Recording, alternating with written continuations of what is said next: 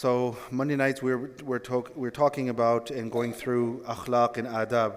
Last week, what did we talk about? Anyone remember? Yes, mashallah. This young man, mashallah, who just made the iqamah today. So he's saying that we talked about salam, making salam to each other and so forth. What are the adab of making salam to each other? Today, inshallah, we're talking about what are the adab as being a host and what are the adab as being a guest. And not only that, but there's a hadith of Rasulullah sallallahu alaihi wasallam where he says that haqqul muslimi al muslimi khamsun, that there is a right of a Muslim upon the other Muslim, and there are 5.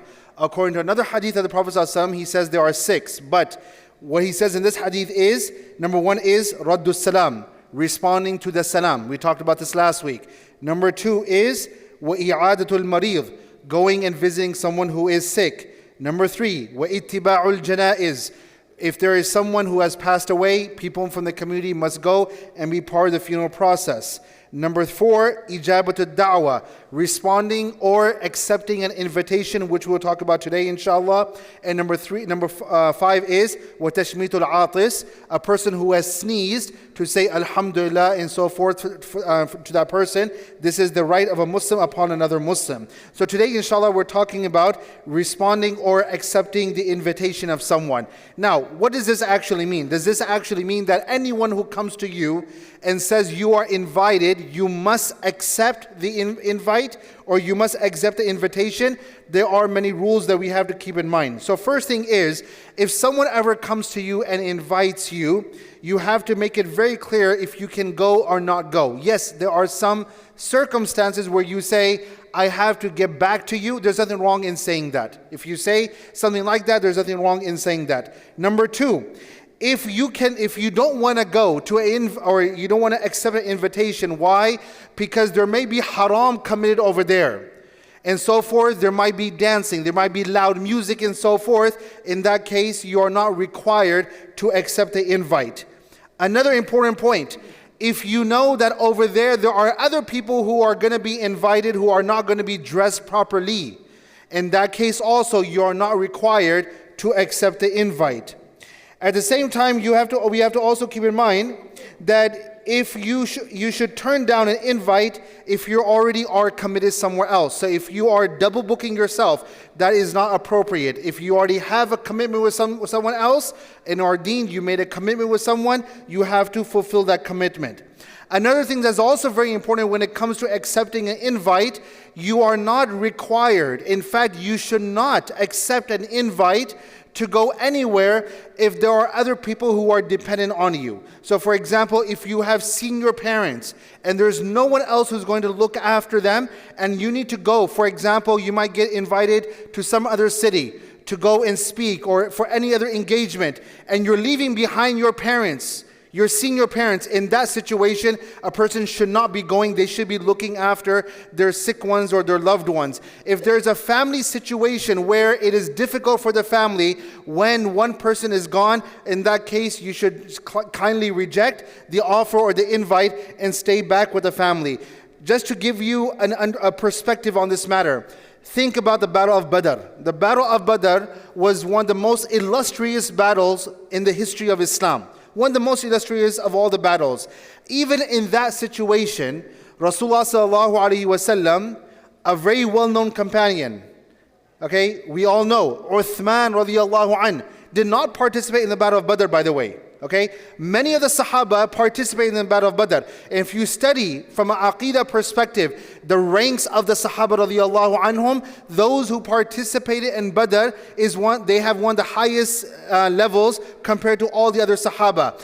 Uthman was not part of Badr. Why? Because Rasulullah told him that your wife, meaning his daughter Zainab, was sick and you're not allowed to go. You need to stay behind and look after her. So even in such a great situation, a great event that's about to take place, the Prophet ﷺ said, no, you stay behind and take care of your family. So that is why if there are people who are dependent on you in that situation, you should kindly refuse the invite.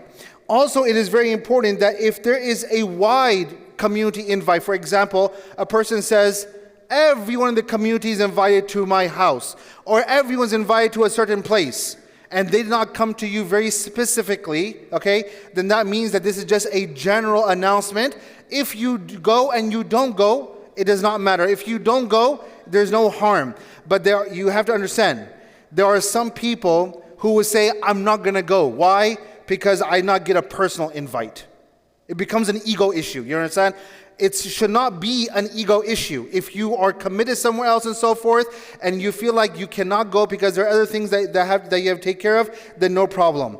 What should we do in Ramadan? Because Ramadan now is coming. Many people, they invite, especially for iftar dinners and so forth. Here's what I would say about this. You cannot go for an iftar dinner at the expense of your own worship. What does that mean? It means that if you know you're going to go to the invite and you're going to get so lazy afterwards that you will not be able to come for Taraweeh, you will not be able to pray Qiyam at night, then that is you compromising your worship to go to be part of some other invitation. That is why in that situation, if you know that you're going to go, just be part of the iftar part, come back right away, come to the masjid, be part of Salatul Isha, be part of Qiyamul Layl and so forth, then no problem. But there are most of the times when you see people going there, they will stay there, waste time over there, and then a lot of times they will even miss their Qiyam at that night. So we have to keep in mind, especially when it comes to Ramadan, that should not be the case. Another thing that's very important, especially when it comes to fasting, is if someone comes to you and they invite you very personally, and you accept the invite and you say, okay, I will be there, then in that case, you know you are invited, it's on your calendar, and you know you're going to be there. Of course, they're going to invite you, you're going to eat over there. In that situation, you should not be fasting. Okay, you should not be fasting if you know upfront. Now, let's just say you get invited last second. You already are fasting, okay?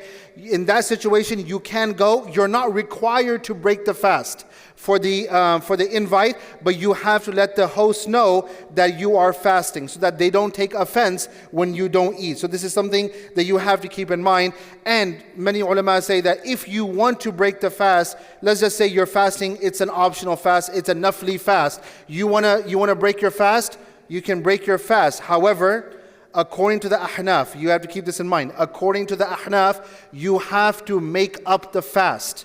If you are fasting an optional fast and you break your optional fast, then according to the Ahnaf, you have to make up that fast. Some of the other things that we have to keep in mind is you cannot put pressure on the host to invite someone else. Someone comes to you and says, I want to invite you and your family. Well, I'm going to come only if you invite that family too. You cannot do something like that. You understand? If someone's inviting you, you accept or don't accept. But to put it upon the host that they have to invite someone else is something that is not appropriate, and you should not do that.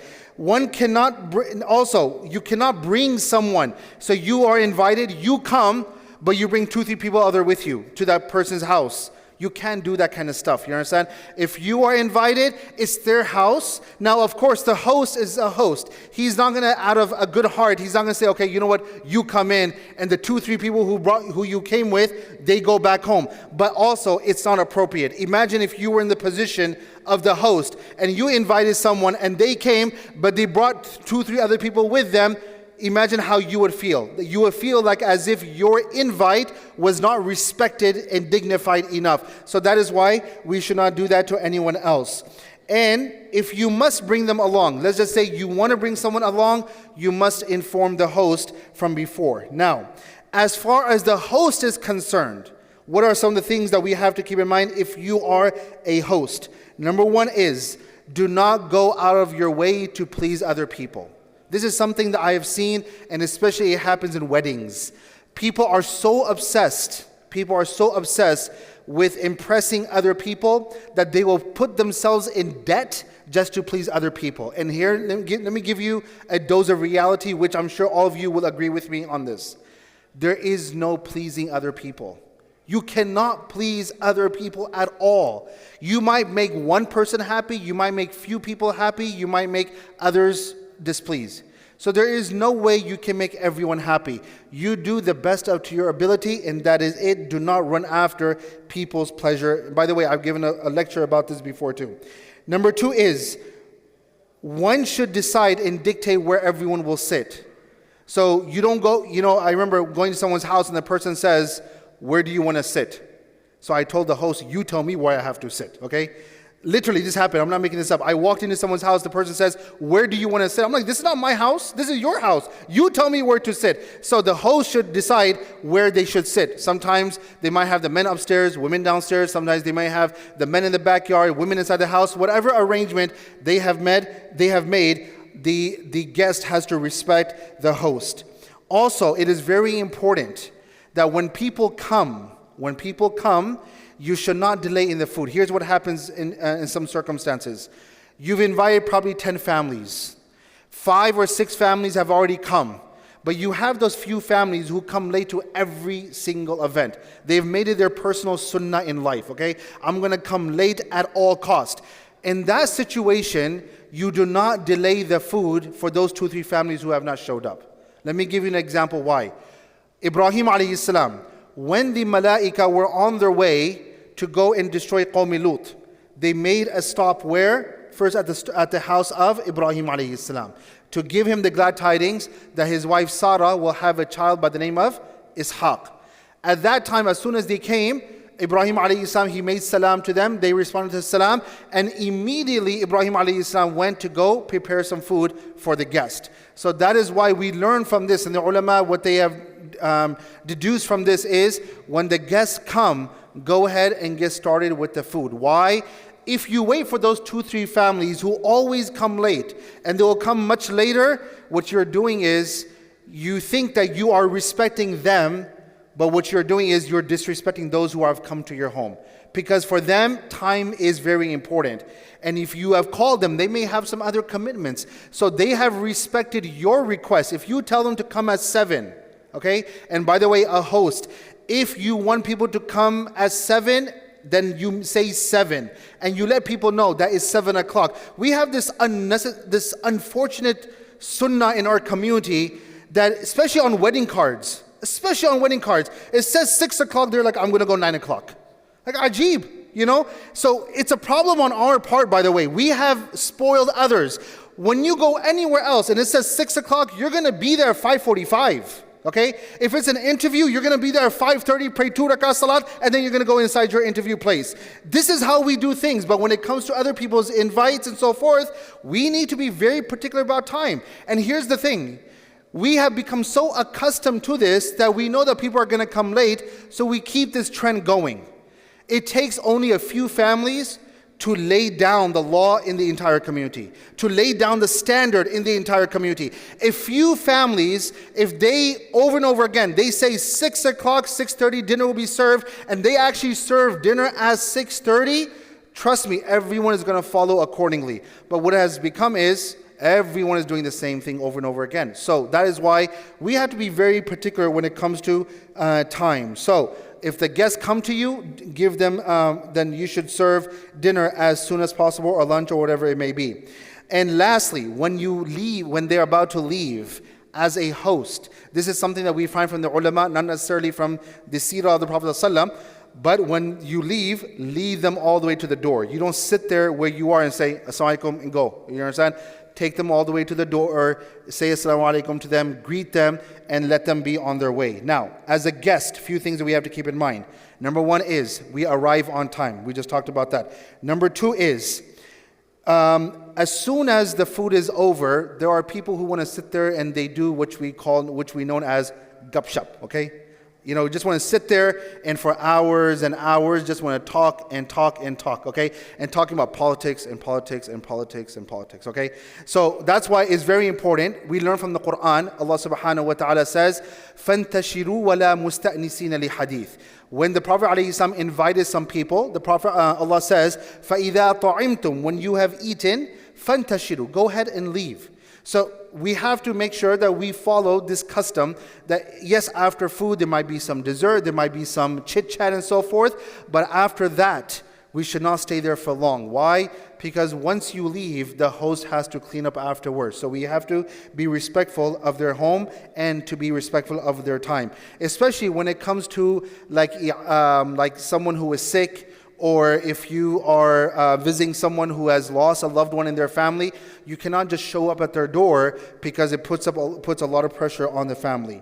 Number 3, do not criticize the food. Okay, there are times when people will sit there and the host has gone away and they're like, kya khila raha hai, you know? So the thing is that, so that's why you have to be very careful. You understand? Like, what is he feeding us? You understand? What kind of food is this? And so forth. You go to someone's house, they've called you with their heart, you accept with your heart, and whatever they have given you, you eat that, inshallah. Okay? Number 4, if you are staying at someone's house for a period of time, then you should not accept anyone else's invitation outside without their permission. If you are staying, once again, you are a guest, someone tells you, you stay at my home for 3-4 days, for example, then in that case, and they say, we're going to take care of you, we're going to feed you, inshallah, we'll look after you. In that case, you're not supposed to be accepting anyone else's invitation outside without letting them know and without their permission. Next is, especially when you go to someone's houses, okay, and especially if you see like an Amazon package, what is in here, you know? Going through people's personal things is not appropriate, okay? You see some letters and like, what's up? You know? So it's not appropriate. So that's why staying out of people's personal matters is extremely important when you go to someone's house. Also, when you go to someone's house, a lot of times you'll notice the host, if he wants to make sure that no one goes into a certain room, they will close that door, okay? You don't go into that room and let me see what's inside this place, okay? No, you keep the door closed. If they have closed the door, you respect that. If they have turned off the lights of a room and the door is open, that means that they don't want anyone to go inside, then you should not go inside unless they tell you that, okay, you know what, you can go inside in that room, then you're allowed to. Otherwise, people should not be going into other rooms. Also, touching things, especially we got to teach our children about these kind of things. When they go, they touch things. Oh, ye kya hai? What's this? What's that? What's this? What's that? And so forth. We have to be very careful about that. And also, I will add to this. If your child goes somewhere, or you go somewhere, or someone from your family goes somewhere, and they break something, it is your faridah, it is your obligation that at least you get back in touch with the host and you say that what is the cost, let me pay. And a lot of times they might say, no, don't worry about it and so forth. If you know exactly what you broke, just order the same exact thing and give it back to them. You understand? Or if you know how much the value of it is, at least send it to them. Show a kind gesture. Yes, the host will say, obviously, don't worry about it, okay? Of course, they will say, don't worry about it, but you do. We have to do our obligation, and that is that if someone has broken something of theirs from our family, we got to take responsibility. Also, it's very important that we don't, especially when people come together, let's just say the host speaks only English. I'm just giving you just a rough example. The host speaks only English, and people are there chit-chatting in other languages. Is not appropriate, you understand? Because they don't know what you're talking about and so forth. So always speak the language that is common amongst everyone. It keeps, the hearts together. If you start speaking other languages, then it becomes problematic. Also, when it comes to gatherings at people's houses, there are times where, you're going to find some people who are they love to talk. They just love to talk. And sometimes they will talk so loud that they overtake all the other conversations that are taking place. So even if you're talking, then make sure you keep your tone in a moderate level. Also is something very important. I've talked about this before. I'm going to remind everyone. You cannot go to someone's house and say, is this food halal? Okay? It happens so often. Is this halal? No, it's haram. Kaya. Okay? Eat. Okay? You can't do that kind of stuff. If you are doubtful, like there are some people who are very, very particular about where they buy their meat and so forth. I respect that. I totally respect that. But if you are in doubt and you feel like that you have some doubts about the person and where they buy their chicken from and their meat from and so forth, simply don't go to their house. Don't go to their house. But to go to someone's house and you're about to dig in and you're like, is it chicken halal? Is it zabiha? You understand? That this is not appropriate. And wallahi, there are people who are doing this till today. You understand? So that is why it's something that we need to cut out. If you're not comfortable with what kind of food they're going to offer, or you know that, okay, they buy their meat and chicken from a place where you're not comfortable with, simply don't go to their homes. That is important to understand. And lastly, I will say this, that do not interfere with the arrangement with the host. So if the host says people sit here, people eat here and so forth, it is not allowed for us as a guest that we interfere with the arrangements made by the host. So these are things that we have to keep in mind, these akhlaq and adab. And by the way, the reason why I'm mentioning all this is because number one, it's a reminder for all of us, because what we are as Muslims, what we are known for, and what makes us different than everyone else is the fact that we have these adab and we have this akhlaq. And it is important that we also teach our children about these kind of things. I said this last week, I'm going to say it again. You have to keep on repeating it when it comes to the children, inshallah. Keep on repeating it, keep on reminding them, inshallah, and this will become education for them down the road. I ask Allah subhanahu wa ta'ala to grant all of us the tawfiq. May Allah subhanahu wa ta'ala grant us the adab and the akhlaq that we have been taught by Rasulullah sallallahu alayhi wa sallam. Ameen Rabbil Alameen. Wa jazakumullah khair. Assalamu alaikum wa rahmatullahi wa barakatuh. إن المسلمين والمسلمات والمؤمنين والمؤمنات والقانتين والقانتات والصادقين والصادقات والصابرين والصابرات والخاشعين والخاشعات والمتصدقين والمتصدقات والصائمين والصائمات والحافظين فروجهم والحافظات والذاكرين الله كثيرا والذاكرات أعد الله لهم مغفرة وأجرا عظيما.